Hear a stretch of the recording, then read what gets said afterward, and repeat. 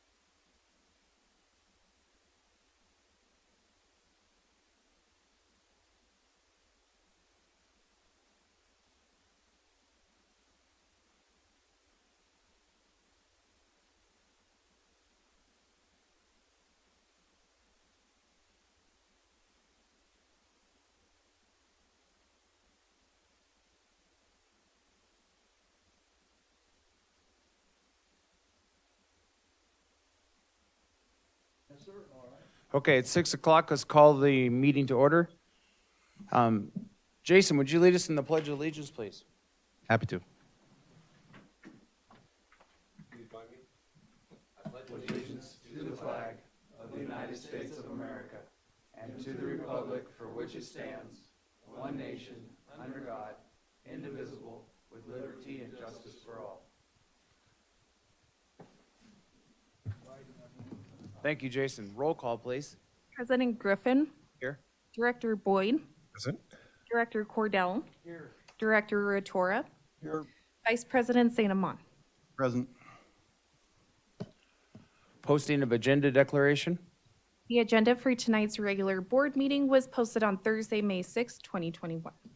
Thank you. Any conflicts of interest to declare? None. Okay. None. Okay. None for me. Going to that, item 6 is public questions and comments. This portion of the meeting is reserved for persons desiring to address the board on any matter on which the board has jurisdiction. However, no action may be taken by the board of directors on any item not appearing on the agenda. Non-agenda speakers are asked to limit their presentation to 5 minutes. Public questions and comments on items listed on the agenda will be accepted at any time the item is brought forth for consideration by the board. When you are recognized by the chairperson, please state your name and address for the record. Do we have any public comment?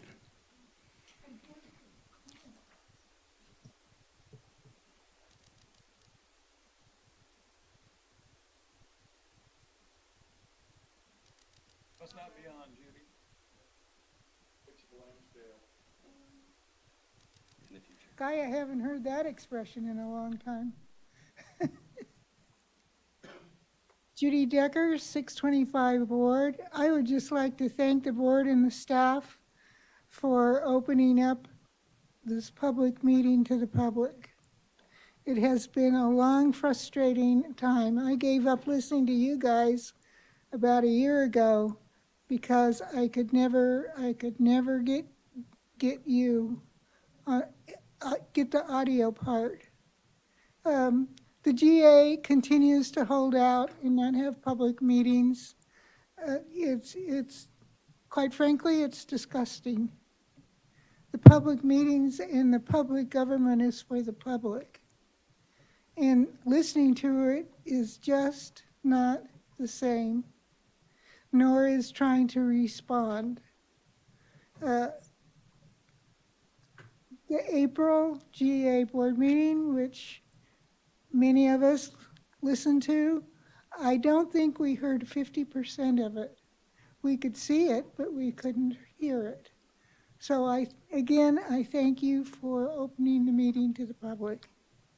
Thank you, Judy. Invite your friends to come with you. Only 5. Okay, any other public comments?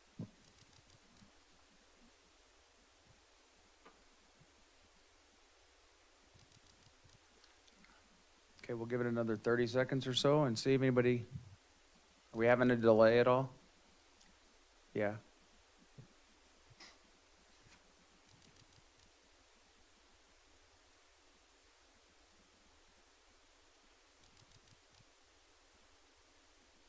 Okay, we will go ahead and close the public comment section of the meeting. Current business committee reports, the consent calendar. Stand by. Oh,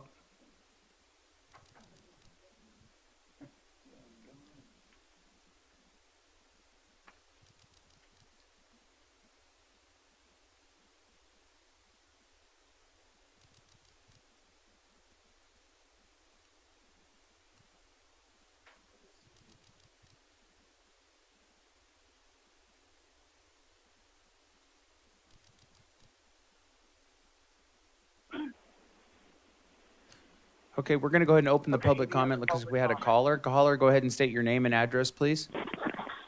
Hi, my name is Peggy Breeden. I live at 825 Sonia.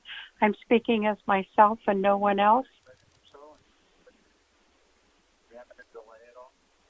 Hello? We can hear you, Peggy. Go ahead.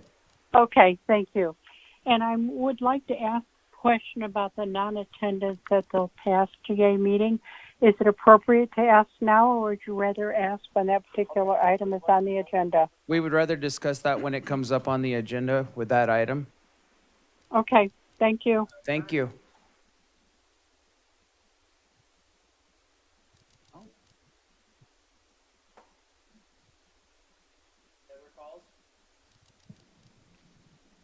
Okay, let's go ahead and close public comment, and we'll go to item 7, committee and business current reports, the consent calendar.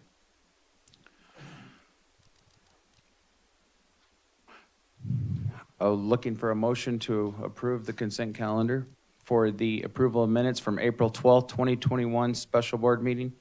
I so move. I'll second. Okay, we have a first and a second. Okay, we'll now open this up for public comment before we take a vote. If we have any public comment, and then it'll go back to the board.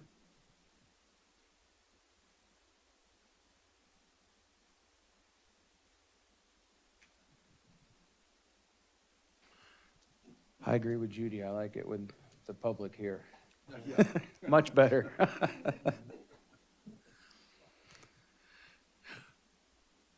Okay, hearing no public comment, any comments from the board or questions? Okay, then we'll call for the vote.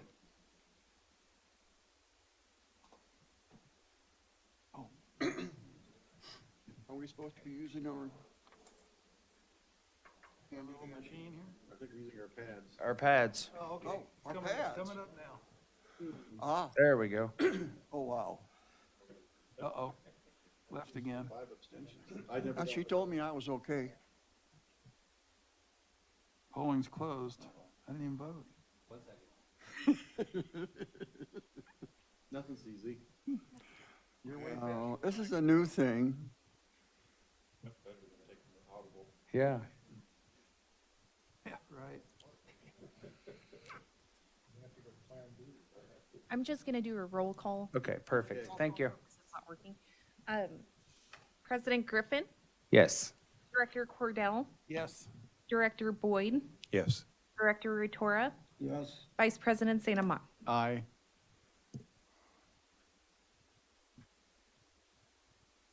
No results. Okay, item 7B, general manager compensation. Board consideration to adjust the general manager's compensation. So what I'd like to do is have, Jim, if you could describe this real quick, and then we'll go into public comment and then close public comment and open it back up to the board. Actually, we'd like to defer this until after close. closed session, Okay, so. so we're just gonna skip past that one. Okay, so we'll move to 7C, admin exec committee, general manager job description committee to review general manager job description. Committee recommends the following: board approve the general manager job description as presented.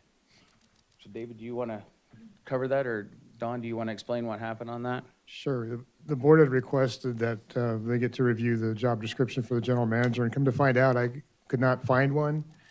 So I drafted one, presented it to the admin exec committee, which they approved. The last recruitment that was done, all we could find was a brochure that was distributed to the recruitment company, executive recruitment company.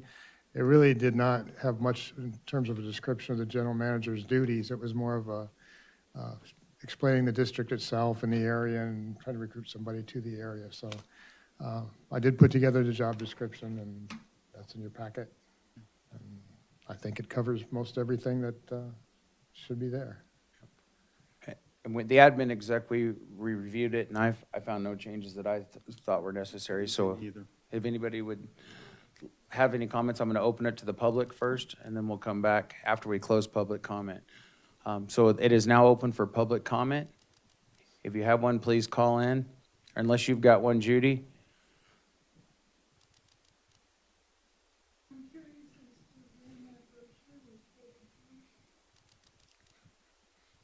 I'm sorry?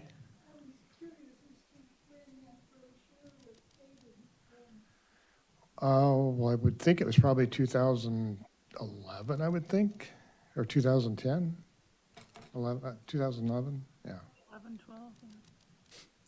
Okay, I'm going to go ahead and close public comment on this. Do we have any board discussion? If not, I'll be looking for a motion and a second. None for me. None. None for me. I move we accept the newly written job description.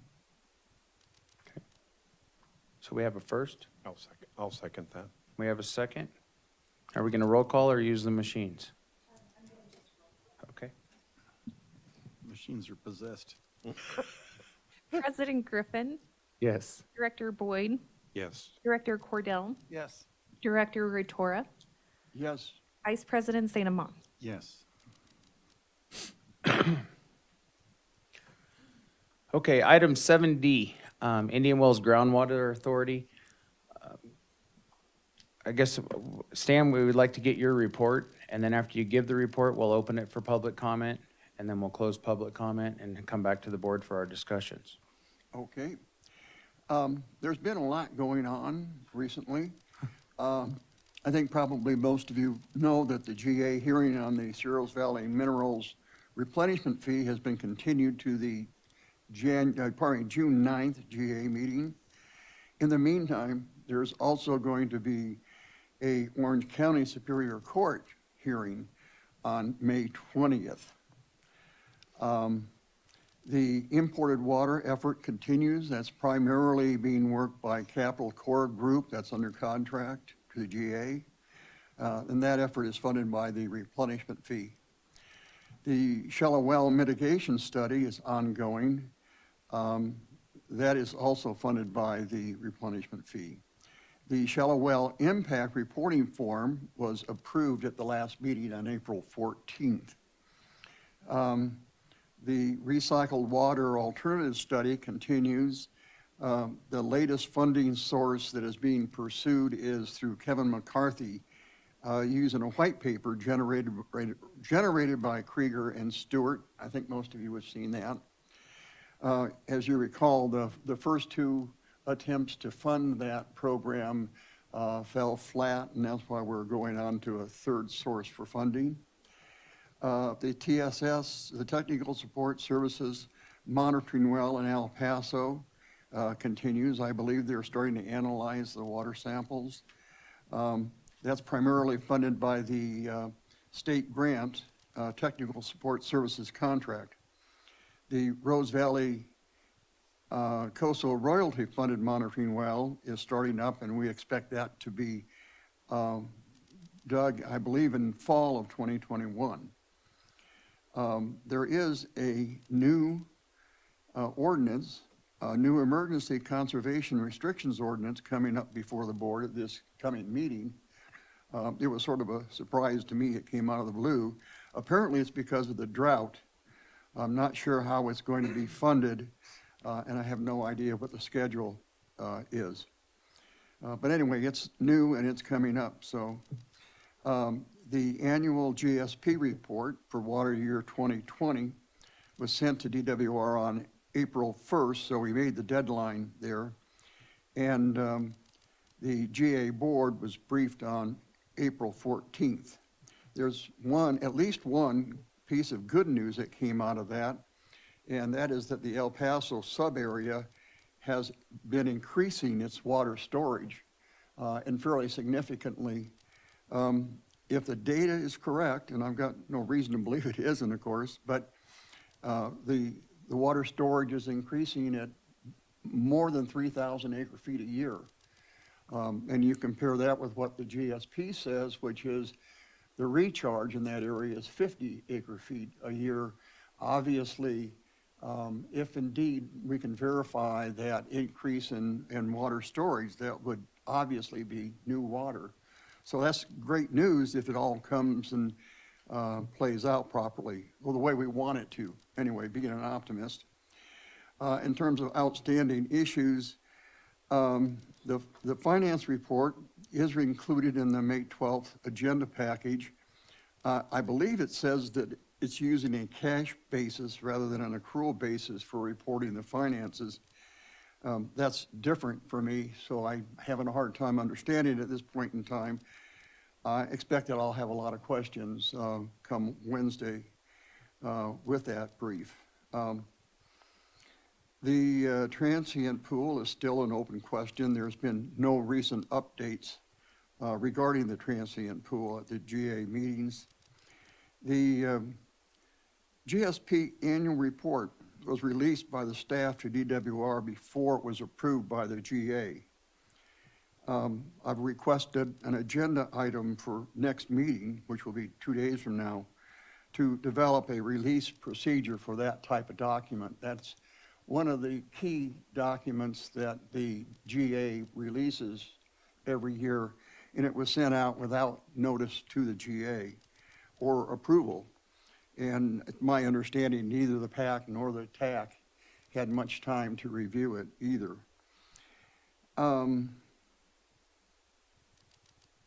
I have requested an agenda item for the next meeting also to hire a single GA counsel to replace the current committee that we have. And Mr. Worth, am I correct that it would be very awkward for us to lead the legal effort next year when it's our turn? Well, it's hard to say what's going to happen in the next 6 months. However, there's a lot going on right now in terms of litigation, and that could be an issue. Okay. Well, based upon the discussion we had in this group last month, I'm going to proceed with a push to get a single legal counsel established. I would like to see a much more robust participation by the PAC and the TAC. Neither the PAC or the TAC chairpersons have been at any of the recent GA meetings. I'm hoping that will change. Um, I have seen nothing at this point about starting up a dust mitigation program. And if indeed we start fallowing any of the pistachio trees, we're going to need a mitigation program, dust mitigation program. We also need to address schedule for any of the critical timely elements of the GA. We become far too lax regarding schedule. And of course, a good example of that is that annual report that was released. Obviously, we know a year ahead of time when it needs to be released. So we need to start looking at schedules again. I think the Navy did a pretty good job of keeping the GA up to speed regarding schedules as long as Commander Longbottom was on the GA, but we haven't been doing a very good job since Brian left. And we also need to get started on the 2020 audit. As you recall, it took a long time to get the first 2 years done. And I think we need to not take a year, 9 months or whatever it was, to do that audit. And that concludes both what's happening and what I think the issues are. Okay, thank you, Stan. Okay, we're going to go ahead and now open this for public comment. We'll open it, and then public comment will close, and we'll come back to the board. So if we have any public comment, please state your name and address for the record.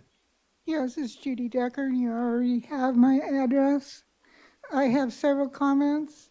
First, Stan is the only board member that is interested enough or knows enough to ask questions and make comments.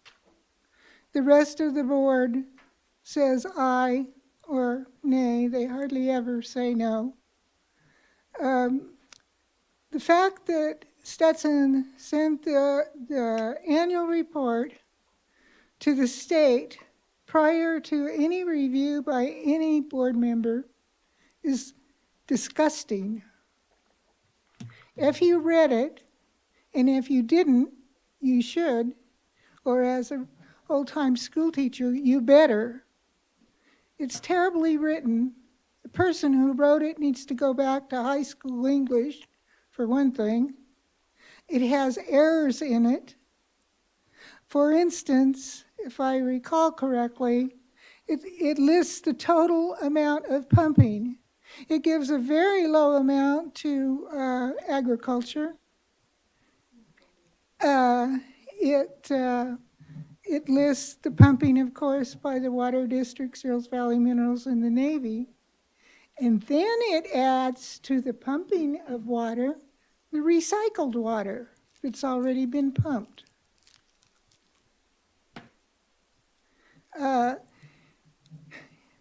The other thing I wanted to say, the DWR El Paso well was basically a disaster. It was a waste of everyone's taxpayer dollars. It was so because it was contracted to be, it was wanted to be a 2,000-foot well like the Bureau of Reclamation wells. The contracted driller said he could only drill to 1,500 feet, which he did do. But before putting the piezometers down the well, he and the crew took a 4-day vacation. While on that vacation, the well caved in to 1,100 feet. So it is not what was contracted for. It is an almost $1 million well. It's $900 and some odd thousand. I think it's important for the board, while things are sensitive with the board and this board and the GA board, I believe Stan is doing a good job. I think you guys need to give him direction at times so that he knows he has a strong backing from you on issues. As far as the TAC and the PAC go, as you know, my husband Don is on the TAC. They have met several times, although not recently at all, on via telephone. The PAC's last meeting, which I am on, was January, and which Mallory was on. Our last meeting was January 2020. Is that correct, Mallory? Don? So, what's that, 15 months? We have not met. The TAC has no chairman. The chairman was Adam Bingham. He is no longer on the TAC. They have not replaced him. They have not been asked to replace him. There are many things that both the PAC and the TAC should have been involved with, and they should have had public meetings. The domestic well form, it's not a form. If you look at it, there's no place for a person to fill it out and put the details in of what their well is and how deep it is and what's inside it, what kind of motor and pump, and last time it was inspected. That was worked on by the TAC, but only by a few of them, apparently. The rest did not participate. It's supposed to be an organization for those of us who live in this valley, and yet, partially because of COVID, we have gone away from that. And I really appreciate Stan trying at every meeting to get us to have an open meeting and to have PAC and TAC meetings. Thank you, Stan. Thank you, Judy. Any other public comment?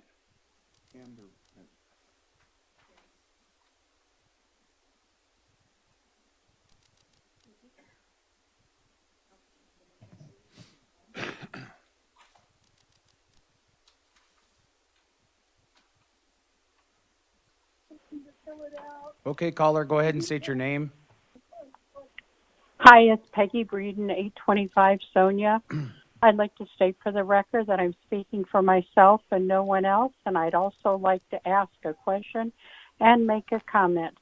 When you put us on hold, I am unable to hear what the caller ahead of me or the speaker ahead of me has said. So if I'm repeating anything that was said, my apologies, but the music was beautiful but inappropriate and unable to listen to what was said. So if one of you want to sing a song, that's wonderful. But however, I'm unable to hear what Judy said. If I'm repeating, forgive me. Okay. Now, I would like to say that as my elected representatives in the Water District, I was very disappointed to find out that you were not attending the meeting at the GSA. I voted for you. I expect you to represent my interests, whether I agree with you or not 100% of the time.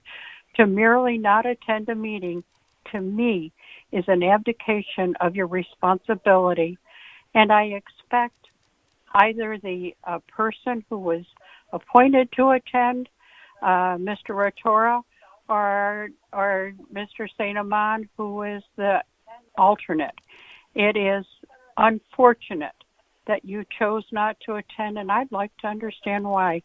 So please help me as a business customer of yours and as a residential customer of yours. I'd like to understand why you chose not to represent me at that meeting. Thank you. Thank you, Peggy. Do you mind if I answer that question? I don't care who does. Thank okay. you.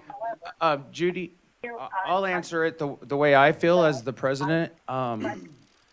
I feel that we have been excluded from the meetings that pertain to lawsuits.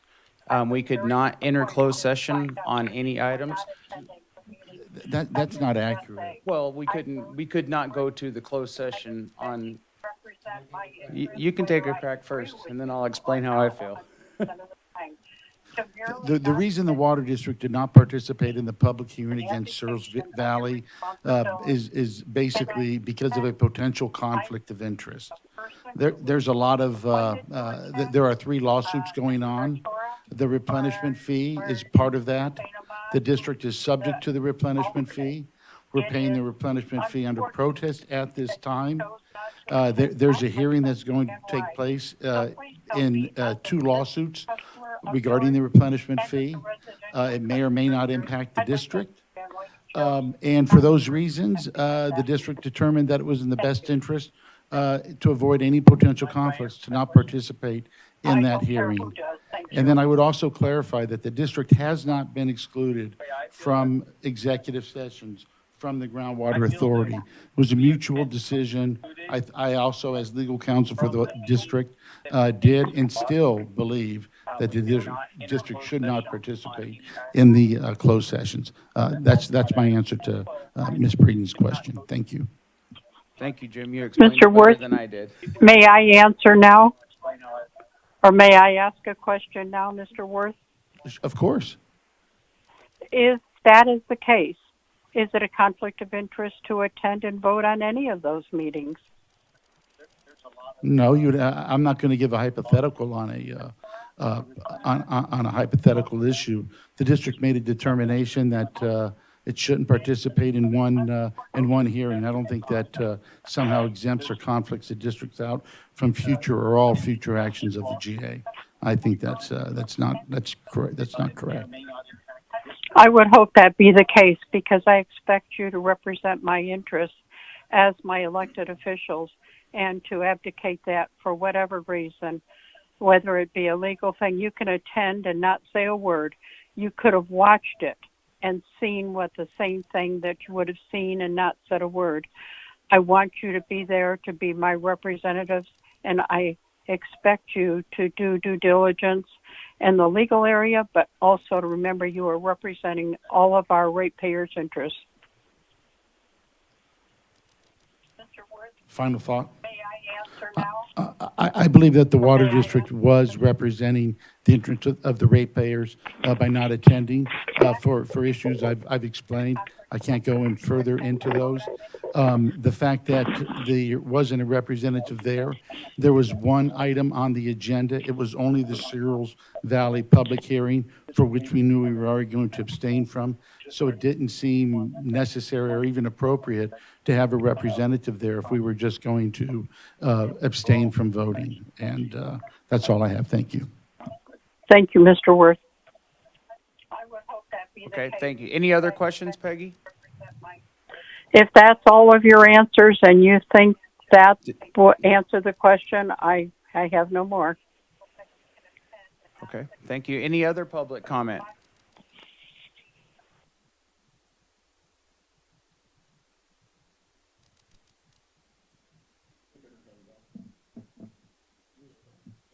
Okay, we'll close the public comment session and we'll come back to the board for discussion on any item on 7D.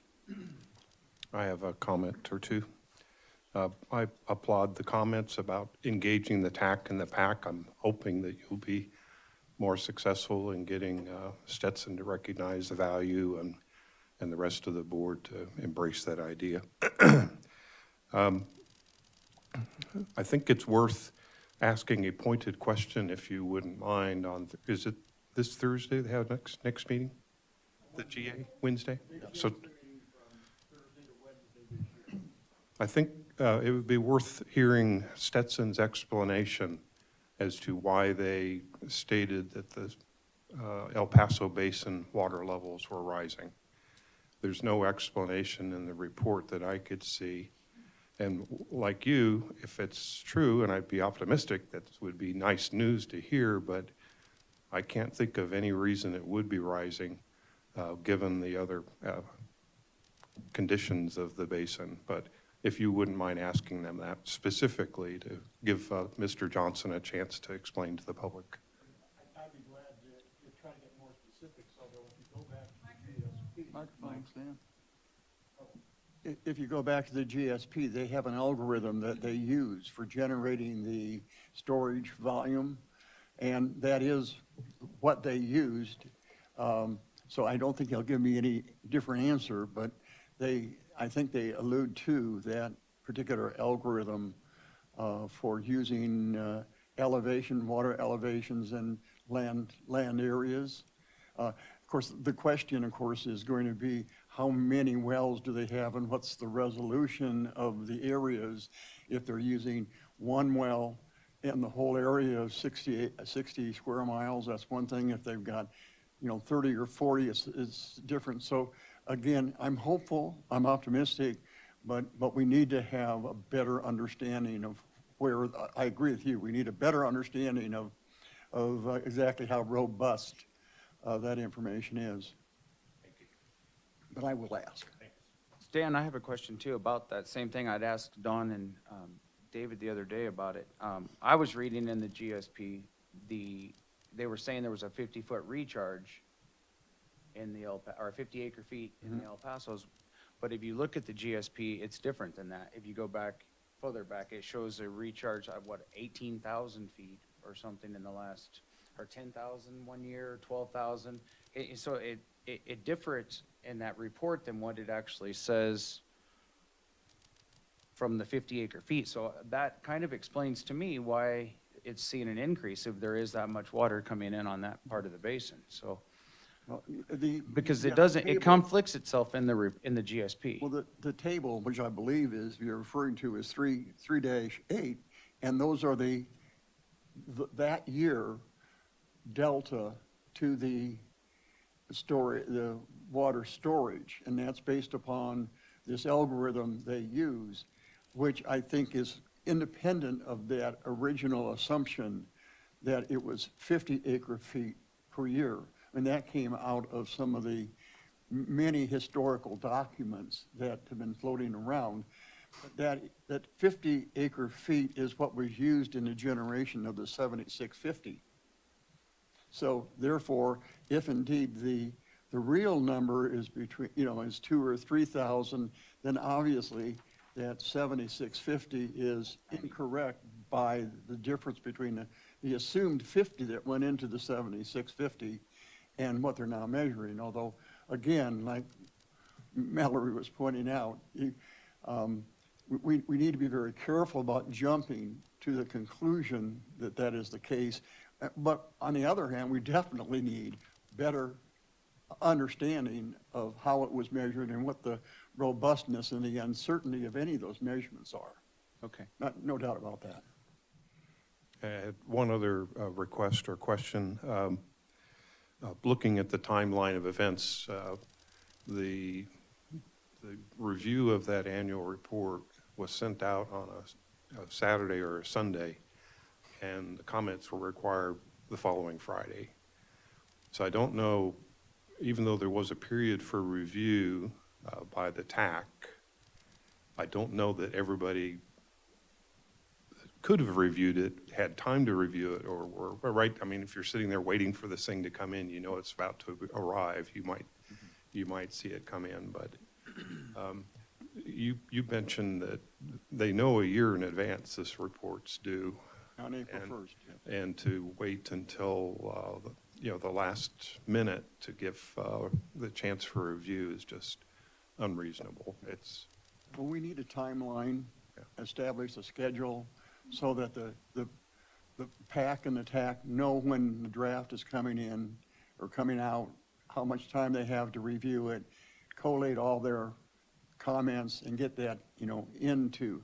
Because even if somebody had come up with a comment and sent it in on Wednesday, that Stetson would not have had time to include that in the report, even if they totally agreed with the comments that came in. So, that's all part of my effort of trying to get back to the point where we have a schedule and we know what we're doing and we know when it has to be done.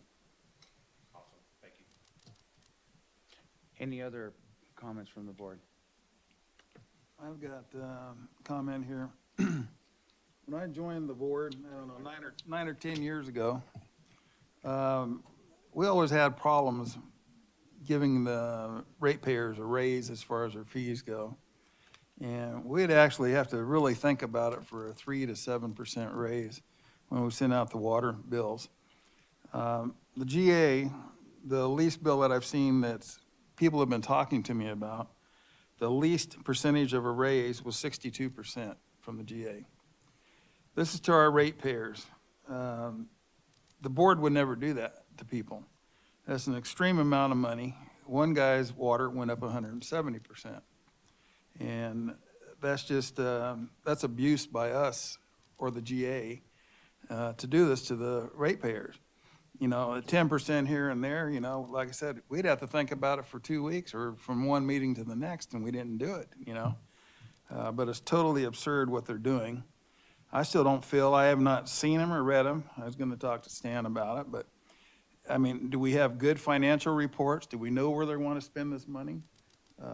I haven't seen any agenda or future expenditures come in whatsoever.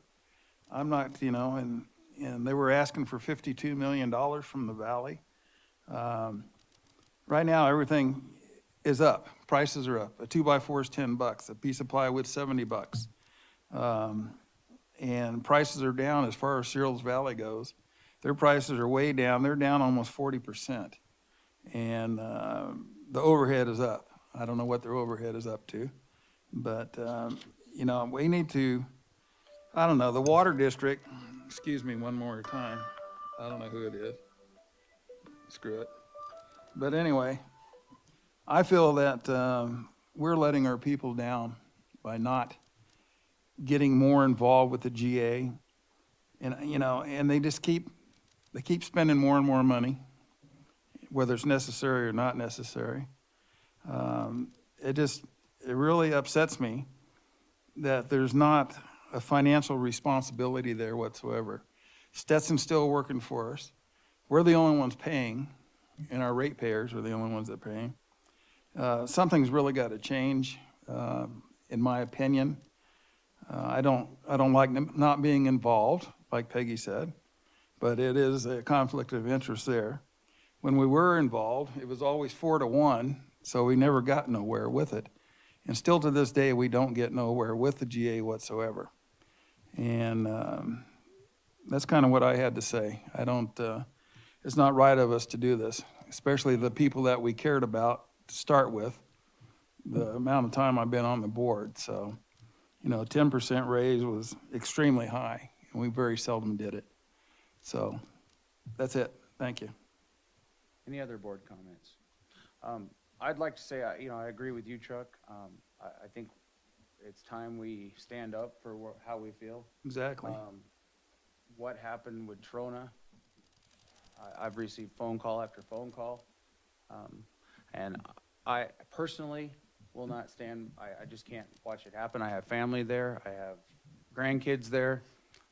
That's part of our community, and I think the water district needs to represent the customers here that work in Trona. It's a large base, and I think we need to make a stand in support of that. Well, So I agree. We that's where I'm at. need to do something. So I don't know what the answer is, but it's One of the- ridiculous what's going on. Okay. This is Judy No, again. Judy, I'm sorry, but we closed public comment already, so we'll have to move on to the next item. If we let you, we'd have to do it continually. There's So only we had one under we had person public, listening. I know, but we had public comment to Okay. start, and then we closed it and went to close, or to, Something that Stan said. I understand that, and I'm sorry. But if we do it once, we'll have to do it continually, so. Okay, so we don't have any action on this item, so we'll move on to the next item. Okay, 7E, General Manager and Staff Update. Okay, as always, I do report the safety record, and as of today, employees of the water district have 19 days since the last recordable injury. As I informed the board on April 20th, unfortunately, we did have a lost time injury involving a severe laceration of a right index finger. The person has since returned back to work. So we're starting all over again. As far as COVID-19, we do continue to follow the CDC and the Department of Public Health guidelines, as well as AB 685 requirements for informing and testing those that have been in contact with employees that have tested positive. We did reopen the office to public, to walk-ins on Monday, April 19th. We do provide masks and hand sanitizer in the office for those that come in, and we do insist on physical distancing as well. And today, consistent with the guidelines, the boardroom is open to limited public attendance with Orange County in the orange tier. Indoor meetings are 25% capacity, and the boardroom here, 25% would be 18. And if you look around here, we take up a large amount of that number, so we're limiting to 6. And as Lauren sent out in the notice, we are asking people to make a reservation, first come, first served basis for the time being. So until something changes, we get into yellow tier, then this is the way it'll be for the time being. As far as the production, the metered production at the wells for the month of April, 150,937 gallons. That's 463.2 acre feet. We do report to the State Water Resources Control Board the consumption, and that includes water loss to leakage, blow-offs, flushing activities, et cetera. So that number was 130,979,000 or 402 acre feet. We reported the results to the state on April 4th. Again, they've revised that deadline to, I think it's the 28th of the month now, but we have been for years reporting to meet that April, the 10th of the month deadline, and we're continuing to try and get it reported to them as soon as possible after the month is concluded. The results, we had consumption down 18.8% compared to April of 2013. That's the baseline year that the state is using as a comparison. The board adopted a 20% conservation target back in June of 2016, and since that time, we're at 22.5%. Comparing conservation rates for the month in recent years, again, this year was 18.8. Last year was 32% lower. 2019 was 30.4% lower. 2018, 25.2% lower. And 2017, 14.1% lower. Lower.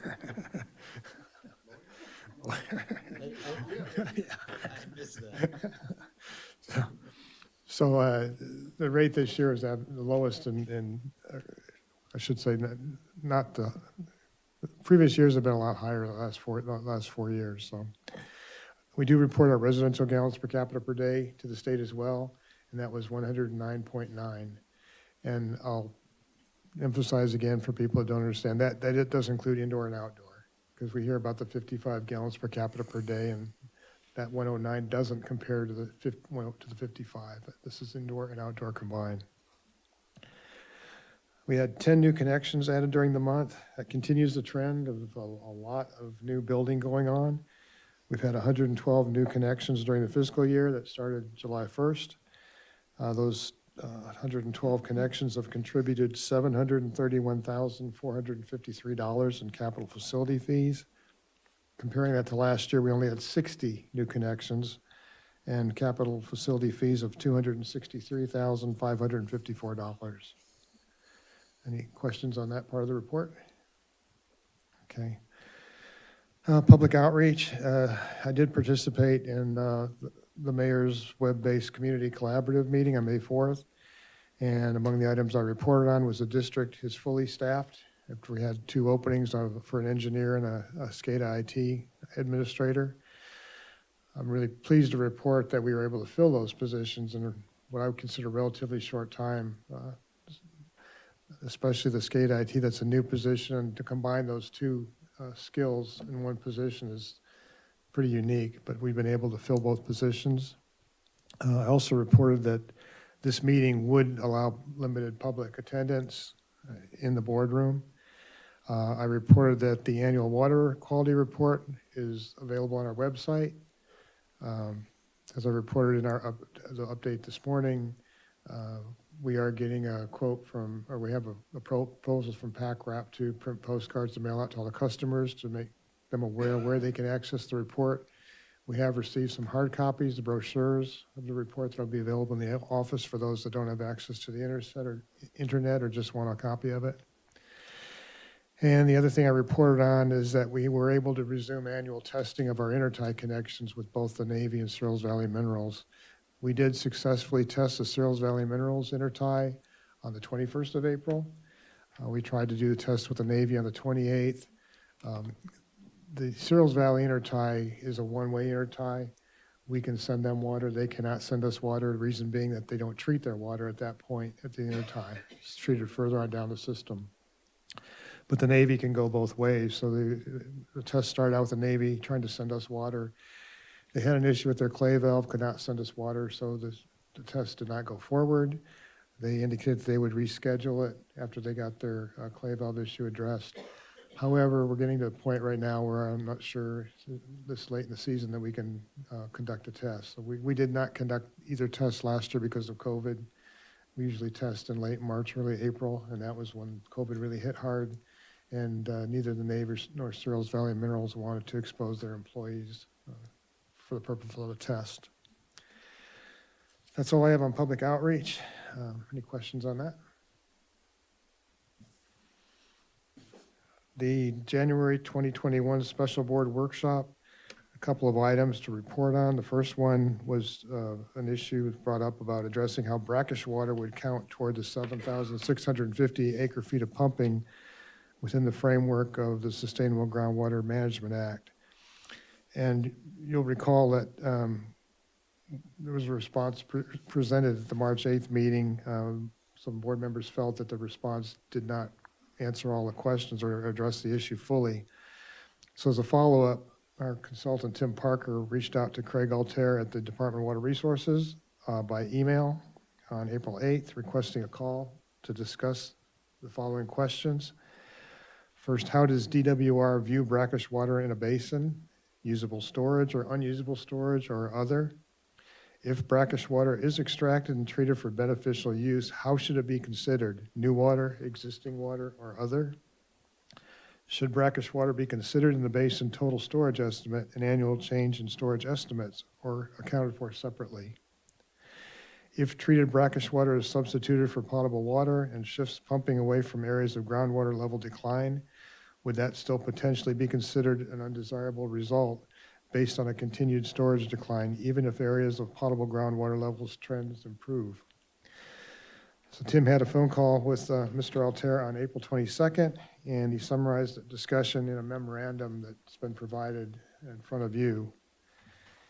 And the key points from that memorandum, DWR agreed in concept that brackish water would not be considered a new water supply since it would be coming from within the basin.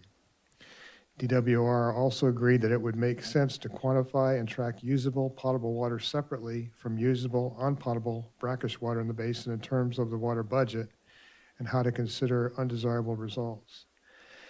And also DWR agreed that it would be acceptable and logical to consider pumping brackish water and the associated declines in groundwater level and storage to not be an undesirable result, as this would not be considered significant and unreasonable if it helped to alleviate chronic groundwater declines in other parts of the basin and was making an unpotable supply usable. So hopefully that helps clarify the questions from the previous meeting. If there's further questions or for discussion, I'm open to hear those comments now. Don, just out of curiosity, how did you advertise that 6 people could come tonight? Lauren advertised it on the, when she distributed the agenda to the interested parties, and we did it on Facebook. Okay. And I think that was it. Okay, that's good for me. How'd you find out, Judy? Well, you're special. She did send it with the original agenda, and then because we had no response as of this morning, she followed up again, sending an email saying, you know, please let us know as soon as possible if you attend. No, I'm fine with it. I just was curious. However you did it. Were you expecting somebody? Or?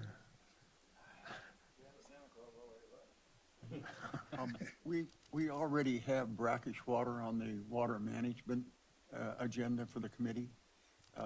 So I suggest that we look into this a little more. This is the first time I saw this, and I'd rather spend a little time reading it and then come back to the water management, and you and I can have a discussion then. Okay. Any other board comments? I want to open it up for public comment. Any of things listed under 7E that Don just spoke about, if there's any public comment. I do have the one other item, just real quick. Sorry. On the Finance Committee to consider policy for issuing will serve letters for new connections. I announced at the board meeting last month that we would have it on the Finance Committee agenda for this month, and that Jim Worth would participate, but because of the issues that were going on with the Groundwater Authority and other things that Mr. Worth was working on, he was not available for that meeting. So just to let the board know that we are planning to move it to the June 8th Finance Committee meeting for discussion. Also, Mr. Worth felt that there were some other, it's a broader topic than simply the will serve letters or other things to consider. Then he would like to take a shot at revising this agenda item and then participate in the Finance Committee meeting on June 8th. Okay, thank you. Okay, we're going to go ahead and open this up for public comment.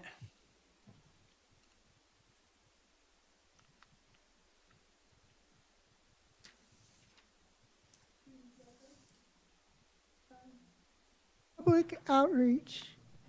I think at this stage in our lives in this valley, public outreach is critical.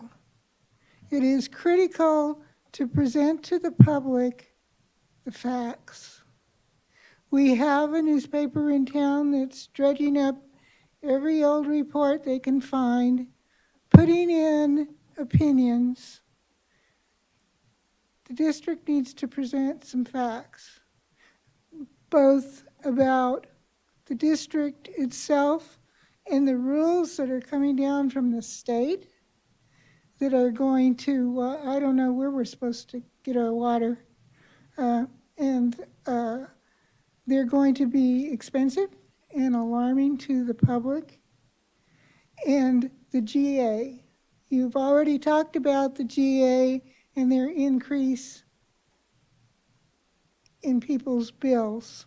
Our last bill was $77, $7 of it was for water. The business that is in the groundwater sustainability plan about all these things that are going to be done, Stetson is marching along like he has a solution. There is no solution. What is the fallowing program, for instance? I'll put my Resource Conservation District hat in and say we wrote 2 very strong letters about the lack of a fallowing program. If farmers start to fallow their lands, quit watering, we're going to have a disaster here in Dust. And that's something that will affect the water district. So I suggest you work hard and come up with some things, not only for the GA, but to present to the public on a regular, ongoing basis. And I know you did have your columns in the Daily Independent. Haven't seen one in a while, and I know the paper has changed hands, and so I don't know if you're still allowed to do that. But the last one you wrote was really good. So, but I don't know how many people get the paper anymore. And that's something for you to think about. Thank you. Thank you, Judy. Judy, I went over it very quick, but I did mention in my issues that we need to start planning a dust mitigation program, and I do intend to bring that up at the GA. That's in the GSP, but it turns out that it was one of the things in the annual report that says, well, we're not ready for it yet. And my feeling is we need to be ready when the time comes. I'll remind you, Stan, and the rest of the board, and Don Zadiba, and Jim, that sections 5 and 6 of the GSP, which are 2 of the longer sections of that plan, were, as you presented about the annual report, thrown at the PAC and the TAC committees who had less than a week We're to getting off. review them. I understand. We're done with the GA. We were talking Yes. about outreach, and now we're back onto the GSP per sections. I think we need to be focused and move on. Okay. Thank you.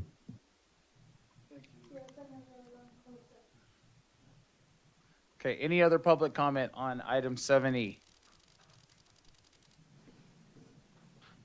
Okay, that item is now closed. We'll move on.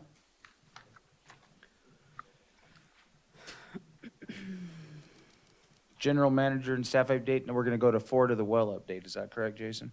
Or Renee, you gonna do that? Well 35, yes, that's the Okay. next item. So we did have startup of well 35 last month. We also started collecting the water samples that are required when you have a new well that you want to put online. The inspector from the State Water Resources Control Board came on, take a look at everything on April 14th. So right now, we're just trying to finish up punch list items out there from the contractor and also getting all the water quality sampling done.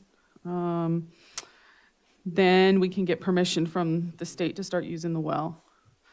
NG, the solar contractor, has been working out there. They've completed a lot of their installation, the racking, the modules, the electrical conduit, the wires, the inverters.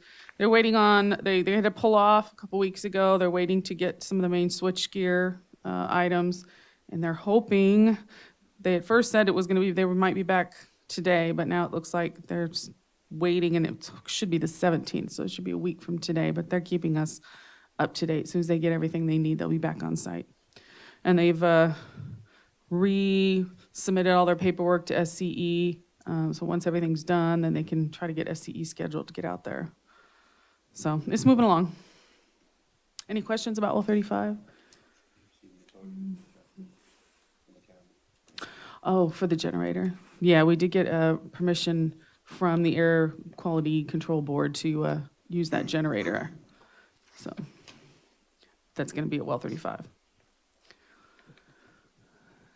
Did we have a generator, or do we have to purchase one? We purchased one, it's out there. So it's legal for the air. It'll be legal now, right? Yep. I'll move on to post-earthquake repairs. The last item that we have that is going to be reimbursable by Cal OES is the roofing work up at the C-Zone Booster Building. That started last Monday. Wasson Roofing started. I got several, I think about 3 different pictures you can see. These were taken last Friday. You can go ahead and move along. So you can see they're getting the roofing done. They ended up not needing to put any more grout in the walls. All the walls were grouted. So it's just a matter of getting the roof replaced.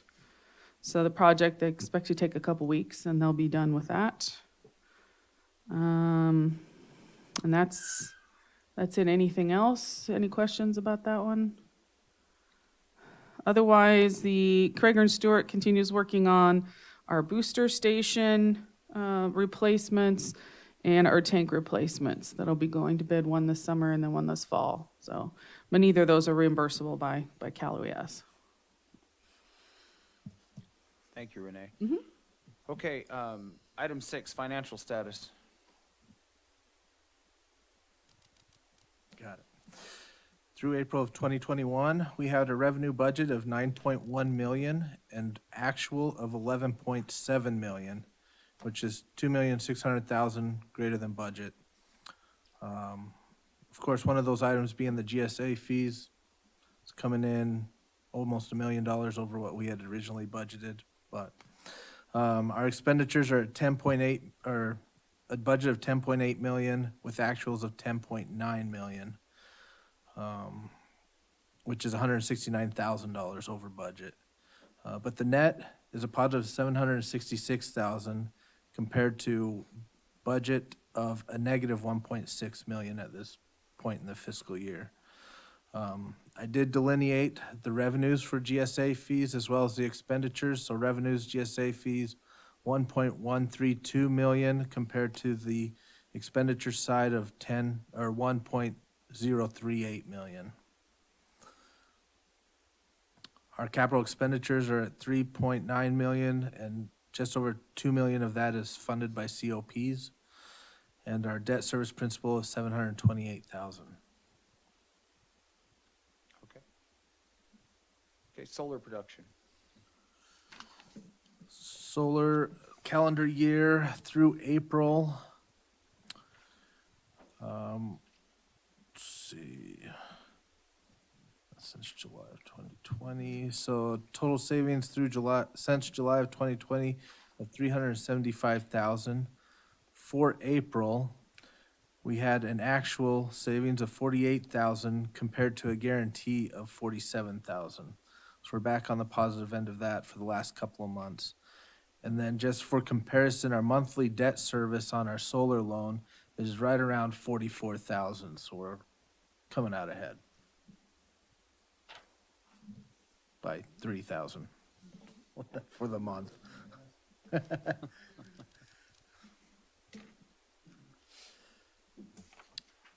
Okay, conservation? Conservation, for calendar year 2021, we've had 26 water waste reports received, 26 contacts made, 0 formal warnings, and 0 penalties issued. One item I did forget to mention in the financial, just to give you the new information for April, accounts that would be subject to lock-off was 220, which is down from 261 in March. The past due amount fell a little from 115,000 to 114,000. So a couple have paid off their bills, but the ones that haven't still continue to accrue. All right, thank you. Anybody have any questions for Ty before we move on? Sure. Have you seen any change in the number of people coming in to establish a payment plan for those folks who are behind? No, they still not seeing any increase in that, which was pretty minimum to begin with, unfortunately. We have sent out, we continue to remind customers that we do offer payment plans. We've also sent out the Kern County CARES aid for those that are renting, but there hasn't been no increase in payment plan arrangements. So just one quick question. So the budget for this year is estimated to be a total of 10.8? Budget of, With the budget for the water district, what's the total estimated for this year? this year, our budget is, I don't have the total Around year it. budget in front of me, but to date, 10.8 million Okay. through April. Right. Yeah. And the GSA charges, the groundwater replenishment fee as charges are estimated to be in the neighborhood of $4 million over the course of the year? For a full year, yes. We're hitting the 1 million mark right now through April. Okay. Which if we didn't have that in place, our budget would be, our expenditure budget would be, 9.9 million, which is 900,000 less than budget, but. Okay. Yeah, but yes, to your point, extrapolating, we'll probably budget around 12 million. We're gonna add another 4 million just for GSA. Right. We're looking at a 33. nearly 30% increase in the budget due to the groundwater sustainability fees. Okay, thank you. Ty, do we know when the governor's edict for not turning off water goes away? No idea, but I would imagine it's not till after his recall vote. Well, in theory, that we're supposed to get back to normal. Yeah. I like that, by the way. But, in what, June 15th or July 15th, something like that? Yeah. So I wonder, is there any chance that could impact that holding in abeyance the turning off water? Does anybody know? And Don knows I'm looking at him, I guess. Get my mic on, there we go. So you're asking if there's any chance that the governor's going to rescind that executive order? I sure hope so, but I haven't seen any indication that he's going to. I was on one of the aqua water use efficiency workshops. Oh, well, no, I took that back. It was on it was a Senate hearing for one of the bills that Senator Dodd was wanting to pass to essentially forgive debt for delinquent water bills.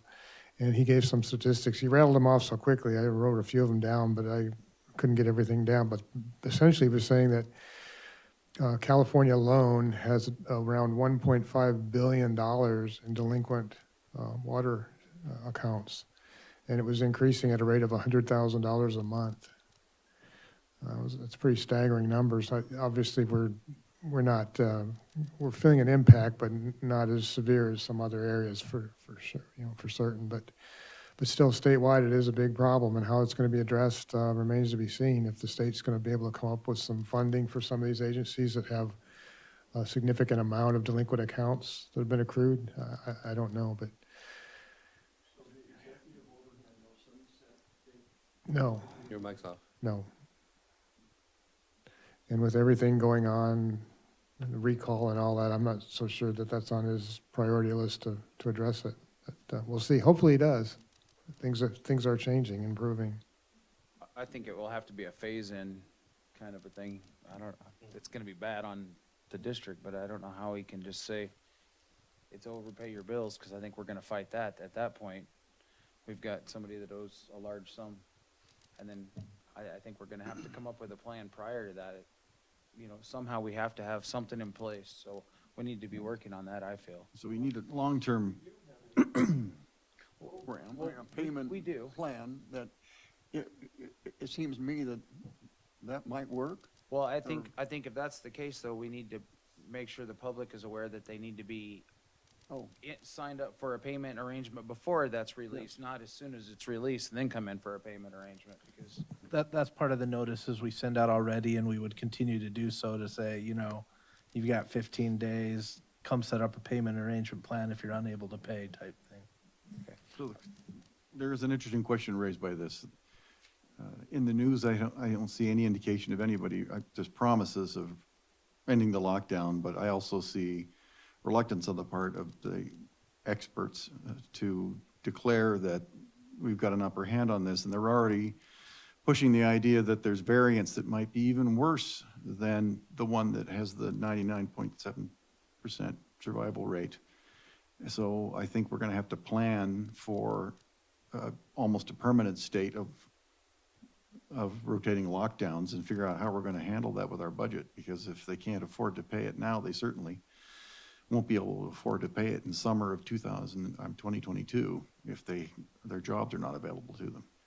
And if the state's going to forgive our debts for us, and they're not going to pay, and they probably aren't, then we're going to have to figure out how we're going to deliver free water to everybody. So it is laughable, it is, but we hear, it's just something that if they don't stop the lockdowns, they don't find a better solution to addressing how we're going to control the COVID-19 virus and its variables, then we need to be looking at a long-term strategy for dealing for the financial burden, not just of the groundwater authorities' fees, but providing water to people who can't pay, and the state won't, it tells us we have to forgive their debts. Part of that bill to fund it would require that water districts, water agencies use their non-water related revenue to subsidize the delinquent accounts. For example, I know Palmdale has cell towers that they rent out, so that would be money that they collect, and the state would require them to spend that money on this program. Aqua has taken a opposition position on this, and that's one thing they're very adamant about, is that the state shouldn't be dictating how the water districts spend their non-revenue money. That should be up to the water districts to decide if they need to spend it on an improvement or or something else. So that's one of the issues that's being debated in the legislation. Further indication that they're willing to forgive the debt that is owed to you, but they're not willing to help you with the burden that places on you. Well, it seems to me that Prop 218 wouldn't allow us to spend water rate money differently or forgive payment for some people, but not others. It doesn't seem like it would be consistent with Prop 218. And that's one of the arguments that Aqua's making in their opposition letter as well. Okay, thank you, guys. Any other comments on Ty's report? If not, I want to ask the public if they have any comments on Ty's report. If we have no public comment, we'll move forward to Jason's. See none coming in? Okay.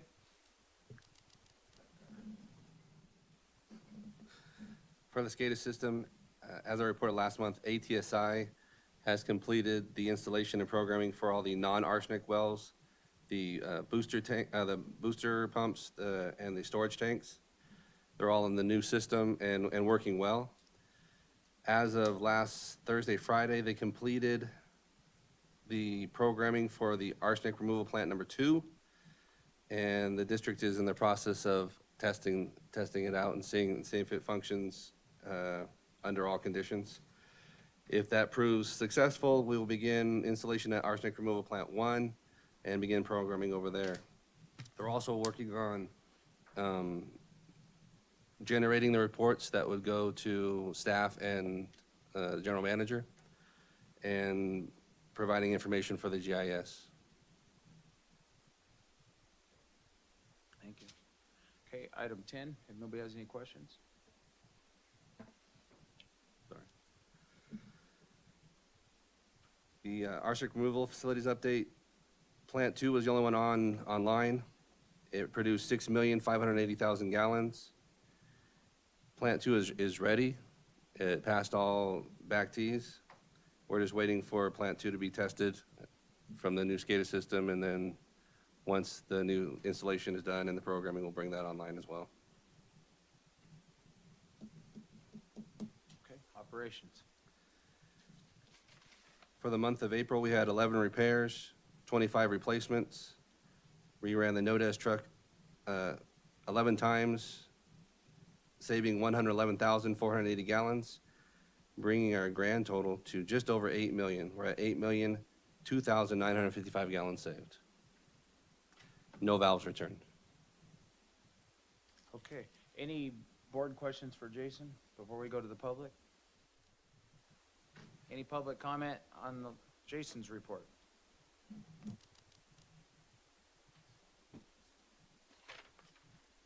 This is Judy Decker again. Your crews have been working on Ward Street. In particular, they've been working between Sierra View and Downs, which is where I live. And I can't praise them enough for their professionalism, their diligence in getting the job done under dire conditions. I talked to one of the employees, Mr. Griffin, your son, who was delightful, who told me that in spite of the fact that they had out construction signs and slow down in 10 miles an hour, the traffic was going, and they had the street blocked off partway. Traffic was going by so quickly and carelessly, they were fearful of a big accident. And I find this very unfortunate, but that's the way it is living on Ward Street.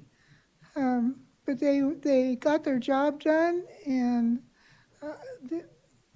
they were just terrific. So thank you to your crew. Thank you. Thank you, Judy. Okay, any other public comment? Okay, we'll move on to number 8, board comments and future agenda items.